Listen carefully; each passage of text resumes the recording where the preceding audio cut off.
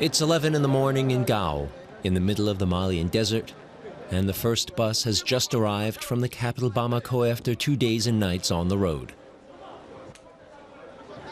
It is the moment the cochers have been waiting for. They are on the lookout for impressionable young people who want to get to Europe. They coax them into making a decision by telling them that they can take them through the desert, across the border to Algeria and on to Libya. Ibrahim is a cocher, but today he appears to be out of luck. I unfortunately did not get any customers in that bus, but the next one will be arriving soon. Ibrahim tells us his boss pays around 10 euros for every migrant he hands over to him.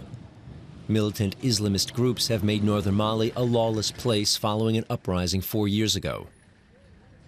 Human trafficking flourishes. Hundreds of migrants go through Gao every month. Boris is from Ivory Coast. Together with a friend, he wanted to get to Europe.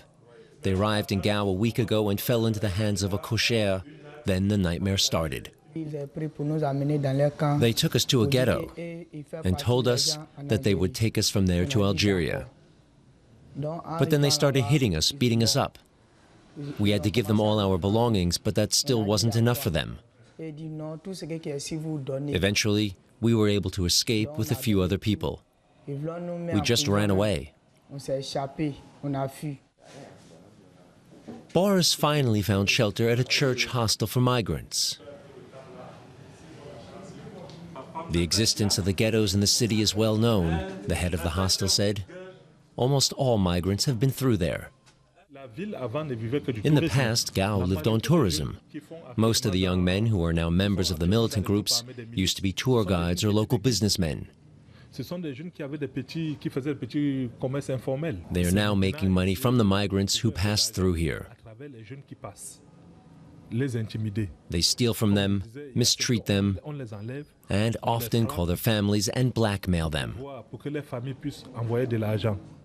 Camden says he knows who some of the traffickers' contacts are. Everybody in Gao knows who they are, but everybody is afraid. A local journalist offered to secretly film inside one of the ghettos for us with a mobile phone camera. Somehow, he managed to get in. There are dozens of terrified young men and their captors.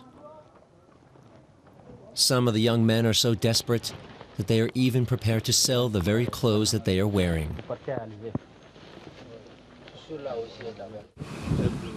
We confront Ibrahim the cocher with what we have found. He admits that he knows about the ghettos. What people say is true. The migrant ghettos do exist. I don't like the job I do. I know it harms a lot of people, but the migrants come along voluntarily. Ibrahim says the police know, of course, what is happening, but they are just as corrupt as everyone else in Gao. We tried several times to talk to the city authorities about the allegations, but no one had time for interviews. Boris is glad that it is now all over as far as he is concerned.